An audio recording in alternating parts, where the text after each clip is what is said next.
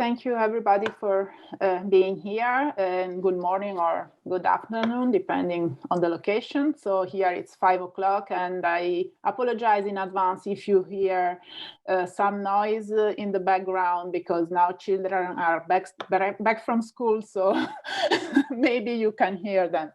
I hope not. So yes, I was okay, in doubt of what to talk about today, but since my colleagues already presented some work I did with them on the control of automated vehicle, I then shifted to a slightly different subject that I studied in collaboration with Adriano Festa, who is a professor at the Polytechnic of Turin, some time ago, and deals with a multi-population model on road networks accounting for vehicle automation. So here I'm cheating a little bit, because the original motivation for the model was to describe the impact of routing application on traffic flow. But this can, of course, be applied to automated vehicles, because they should run similar devices. Okay, I prevent that this is a purely mathematical talk, so I'm treating the problem from the modeling point of view. And of course, this subject has been studied and treated largely in the engineering literature, and a lot of reference may be missing, so I apologize in advance. But here I would like to really concentrate on the approach we are proposing to model this phenomena. So the phenomenon we are interested in here is the so-called user equilibrium or wardrobe equilibrium, that is the equilibrium states usually networks reach when each agent tries to minimize its own cost in a selfish manner. And as it has been explained earlier this week, this leads, of course, to an inefficient utilization of the road network from the system optimal point of view. So a road network can be, the flow on the road network could be improved if all the drivers would follow some prescribed regulation in the interest of everybody. But what usually happens on the road is the exact opposite. So this phenomena leads to well-known phenomena. Sorry, this leads to well-known phenomena like the famous breast paradox, in which you observe that closing maybe one road may improve traffic flow, as, for example, happened in the famous example of the closure of the 32nd Street in New York. But this is happening also more recently now with the use of routing applications like Waze. Indeed, these routing applications often drives you on secondary roads, on secondary networks, to avoid congestion on the main lane. And this has some drawbacks in the traffic flow of this often residential area.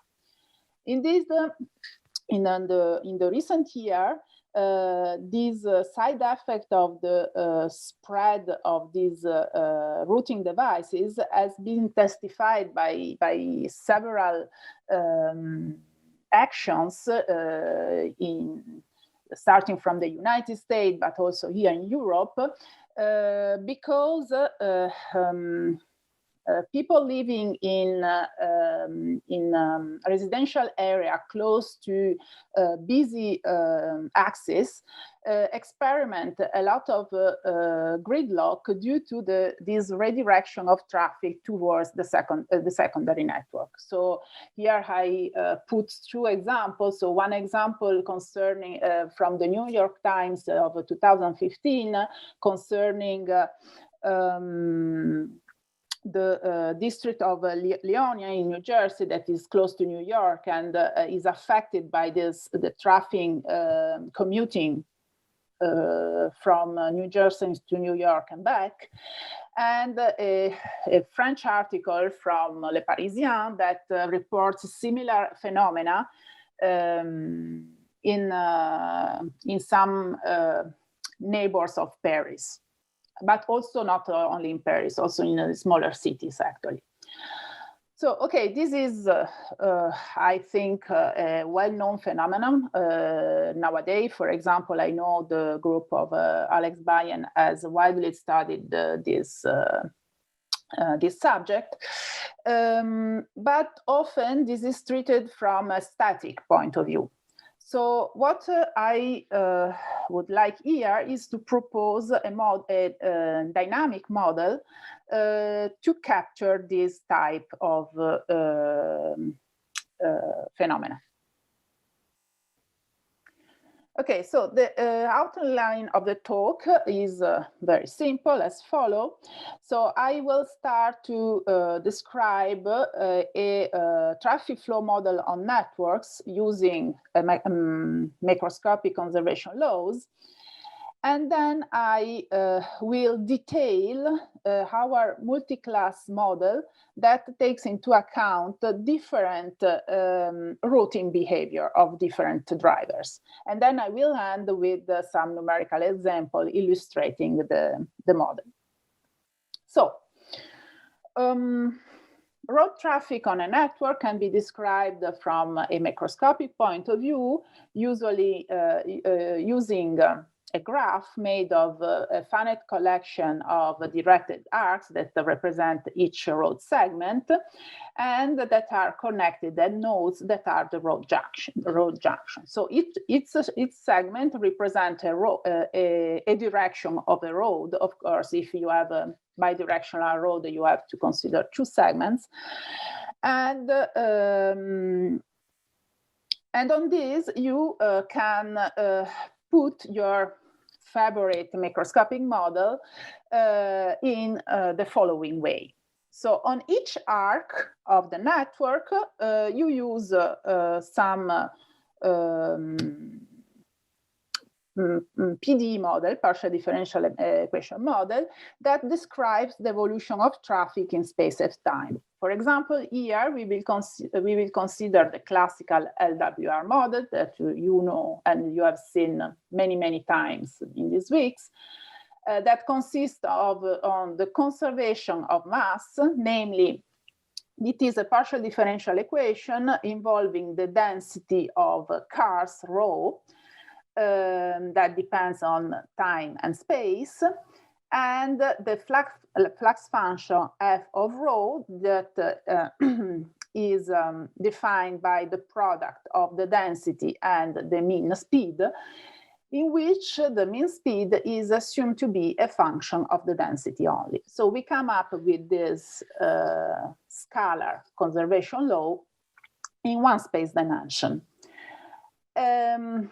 So here, the flux function f is taken to be concave down and to be zero at when the density is zero and when the density is equal to the maximal density, that is the jump density when everybody is stuck in traffic. So you can consider your favorite fundamental diagram in this framework, but we will, in the numerical simulation, we will consider the classical green shell fundamental diagram. Okay, so once you have defined your model on the axis, you have to couple what happened on each road at the road junction. So you have to describe how the mass exchanges across the junctions. And to this,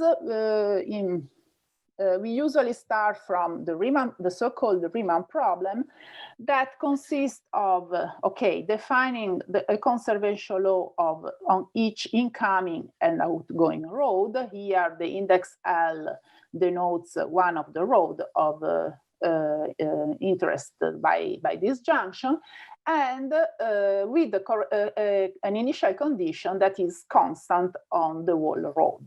So each road has an initial condition that is a constant state. And we want to give a recipe to construct the solution to this Riemann problem. The solution to the Riemann problem is usually called the Riemann solver, and will be a map that from this constant initial datum, constant vector of initial data on each roads, associates the traces of the solution at the junction point. So for the entering road will be the density entering the junction, and for the outgoing road will be the densities exiting the junction. And this map has to satisfy some basic constraint. First of all, the mass, the conservation of the mass, that is written in mathematical terms as the conservation of fluxes. That is, the sum of the fluxes entering from the incoming roads must be equal to the sum of the fluxes exiting the junction. And it must consist of waves with negative speeds in incoming road and waves with positive speeds on outgoing roads. Moreover, for stability purposes, we also ask this so-called consistency condition. That means that if you apply twice the Riemann solver, you find again the previous solution. Okay, so the aim of the construction now is to define the flow at the junction on each road, so the incoming or the outgoing flow. And we now, I will now tell you a way to get these fluxes. So again, we use the classical demand and supply function, and this gives us the maximal allowed fluxes on each road. For the incoming roads, the maximal allowed flux is given exactly by the demand function. It depends on the initial datum, of course, and if the initial datum is below the critical density, it's the value of the flux itself, otherwise it's the maximum flux. On the outgoing road, the maximal allowed flux is the supply function. And once we have this value, we can define the set of admissible fluxes at the junction on each road, being the interval between 0 and this maximal flux. So our solution will live in this interval, must live in this interval. Okay. So then you need some other information to construct your solution. So one usual information that is more or less required by all Riemann solver is to know how traffic distributes across the junction. So to know the percentage of vehicles coming from row I and going to row J, so given by this coefficient. And we need to know a distribution matrix. So I assume that this is given and is known from some data analysis. And then in order to be able to get a unique solution, no matter the configuration of the junction, I impose a priority vector for the incoming roads that says if the supply of the outgoing road is limited, how the traffic from incoming roads enter the junction and distributes across the junction. Okay, so once I have this ingredient, I can define the feasible set, so the set in which my solution can live as a function of the admissible fluxes on the incoming road and the product and their image through the distribution matrix. I will be more precise in an example just following. And so in this paper, in collaboration with Maria Laura and Benedetto, we proposed what we call the priority-based Riemann solver. That is a Riemann solver that is defined recursively by this algorithm that of course I cannot detail here. And basically, this solver maximizes the flux under the priority constraint, except if the supply of the outgoing roads exceed the demand. In which case, so it's a bit flexible on the priorities. So I give you an example to illustrate. I take a 2x2 junction, so I have 2 entering roads and 2 outgoing roads. And for starting, I define the phase space. I define the set of admissible fluxes that are given by these 2 intervals.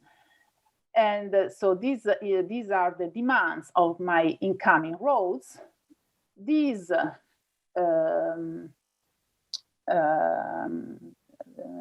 lines in red are the lines of the supply, so given obtained by applying the distribution matrix to the incoming fluxes, and my feasible set is then the set that is contained in this by these lines.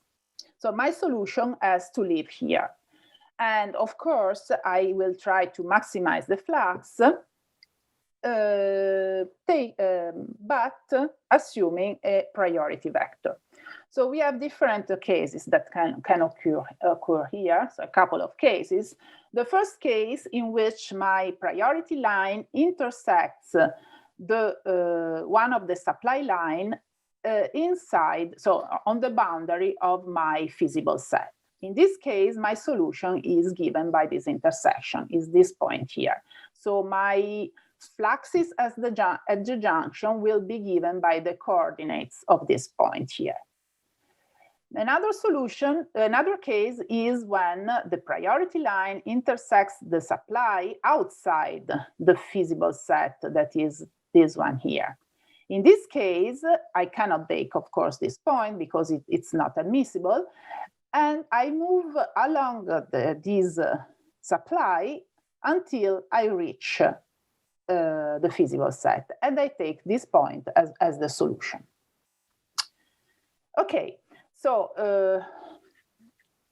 in this case, this Riemann solver is quite general because it doesn't need any restrictive hypothesis on the distribution matrix A, as it was the case for other solver proposed earlier. We have no restriction on the number of roads, and we have a compact algorithm to compute the solution, no matter the number of the roads. And also, that what I mean is nice from the mathematical point of view is that we have a general existence result obtained via the wavefront tracking method, at least for at most 2x2 junction, I have to say, because the computations are so cumbersome that we didn't dare to do the general case. Okay, so now let's move to the heart of the problem, and this is the main idea. So we suppose that we have different road users that whose density we will denote by rho CL, L being the index of the road and C the index of the population, moving on the road with different strategies. Okay, so there will be people that want to arrive at the target fastest, or people that maybe want to do the shortest paths. So depending on the strategy, they are divided in different classes. So the total density on the road is, of course, given by the sum of each density, and for each density we have a conservation laws. And these conservation laws are coupled in the velocity term. So each class move in the traffic depending, of course, on the total density.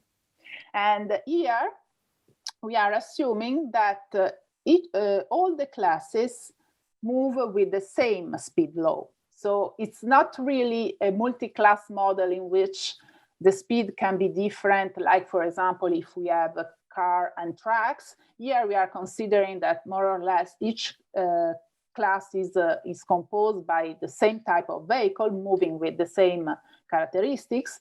So if we sum up all these equations, we obtain the classical conservation of the total density. So in this way, we can solve the problem, think of solving the problem on the network as we were doing for the one population model. And how do we do?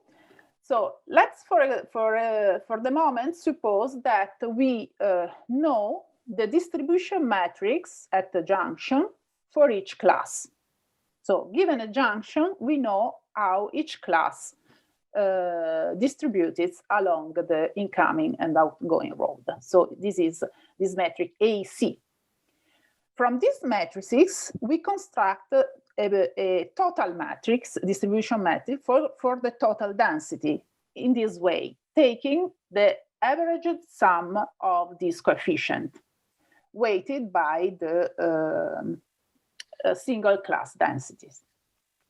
So now we have a classical traffic flow model on network with a distribution metric that we can solve with our favorite Riemann solver, that can be the one that I just presented or another one. And applying this Riemann solver, we obtain the total fluxes at the junction. Once we have these total fluxes, gamma 1 bar, gamma n plus f bar for the incoming and the outgoing road, we reconstruct the fluxes at the junction for each vehicle class, again taking a weighted components. So we multiply the gamma I obtained here by the ratio between the density of the class C and the total density. This is for the incoming road, and the outgoing fluxes are obtained as usual by using the distribution matrix. Okay, so I guess there's a question by Benny. I show popping up.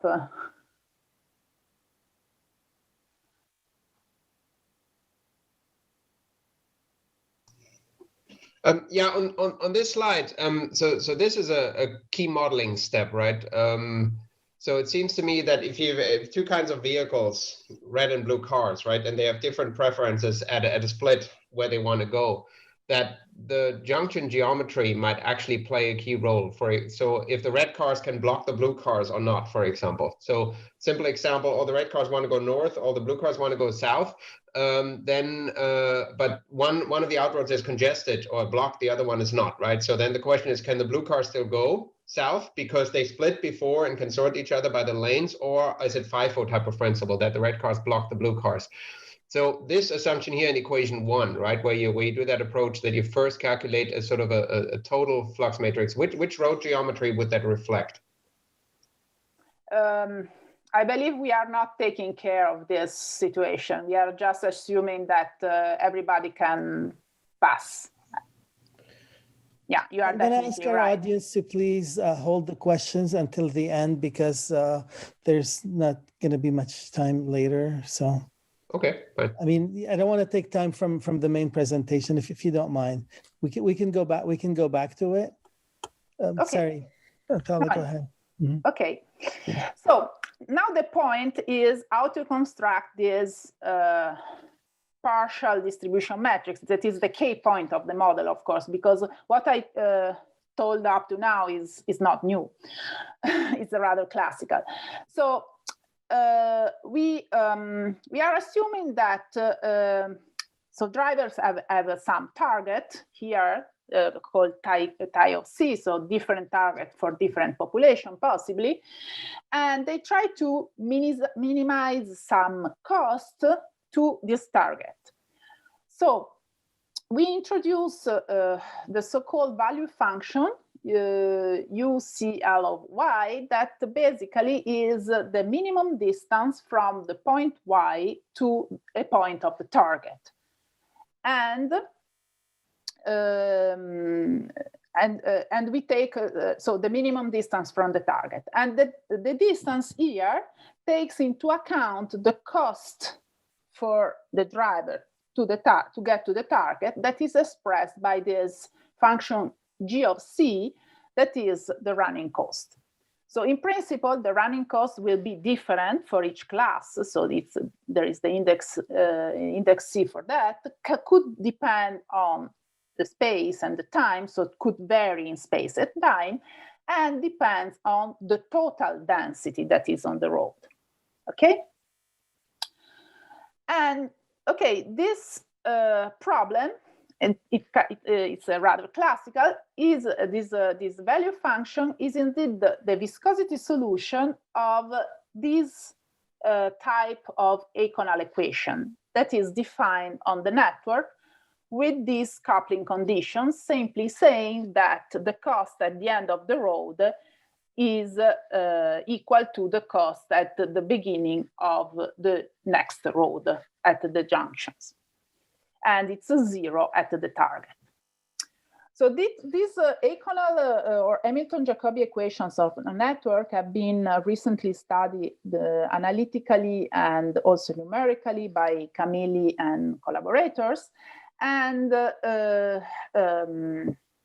we can, numerically solve them.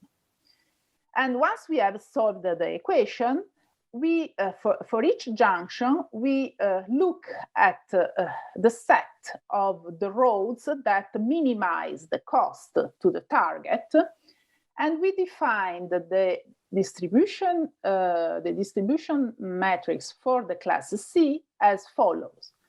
So if the outgoing road at J belongs to this set, so is one of the roads that minimizes the road to the target, the coefficient is given by 1 over the size of this set.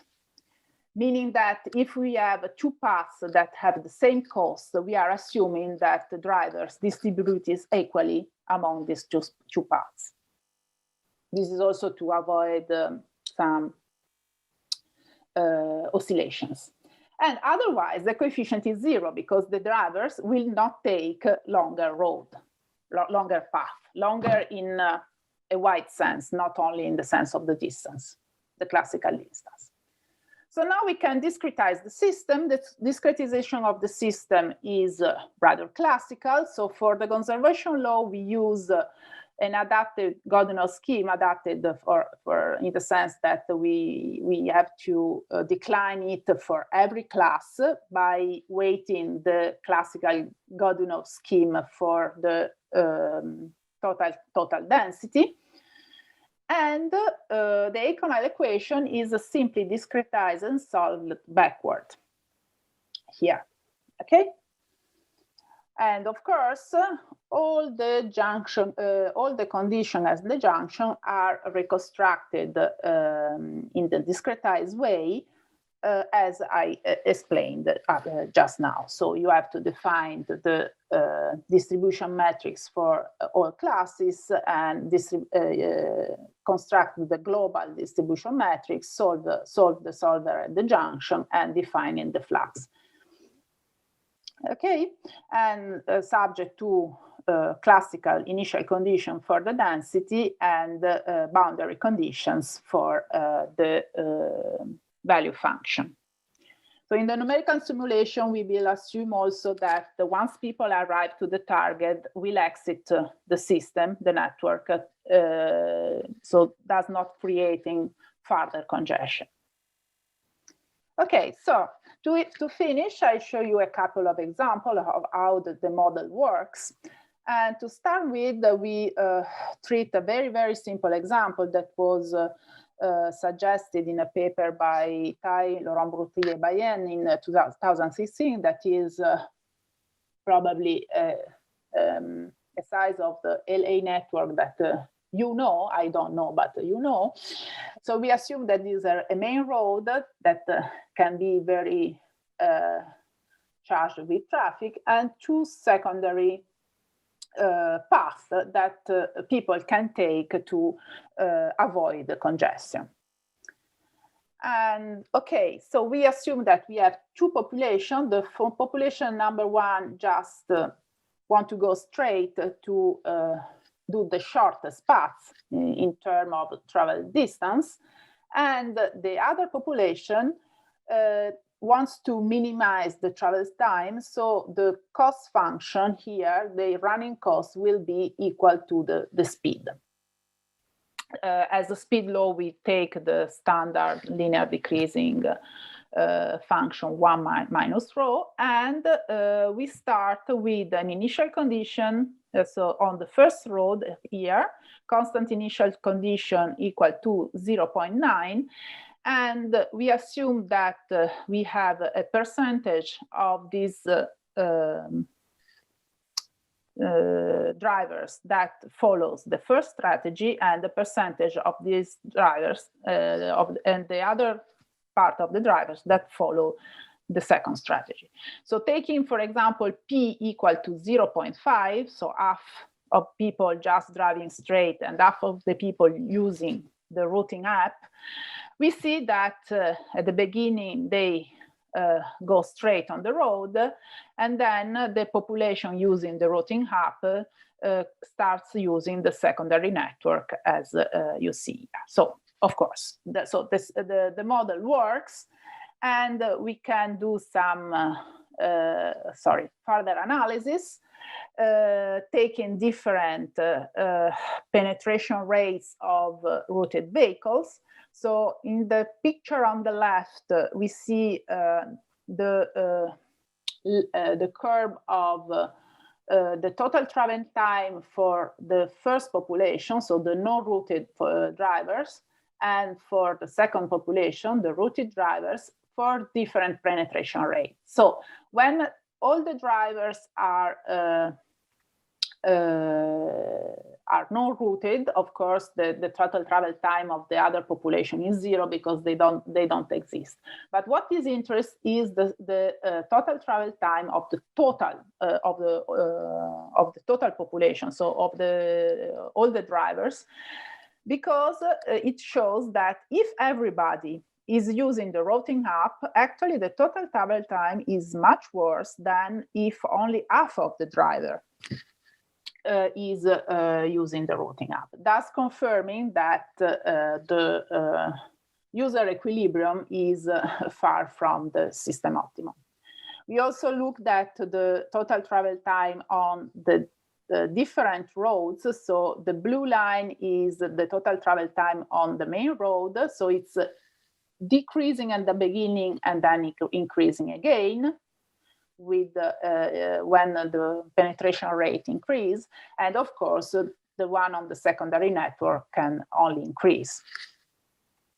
Okay, last example is an example that is of the network where I live. So here I'm living somewhere here, and INRIA is somewhere here.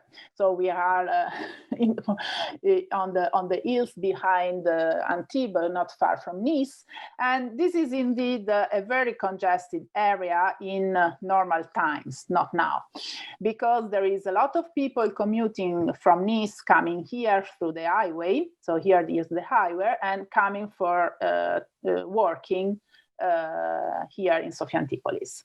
So we took a toy model, a very simplified model on the network, and we assumed again to have the cars starting from the highway and trying to reach this node here that is more or less the center of the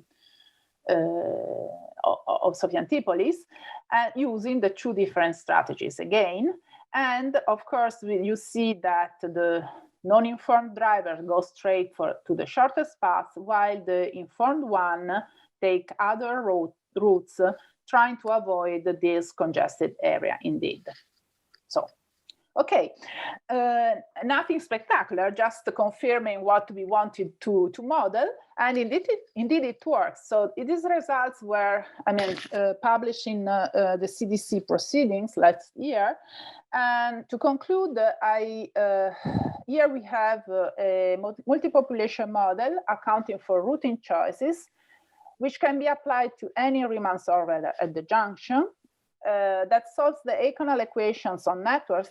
That is not a straightforward thing. That is able to reproduce the expected behavior. That can, in principle, be extended to route choice based on traffic forecast using a time-dependent Eikonal equation. And okay, from the mathematical point of view, I cannot say anything about the convergence because these convergence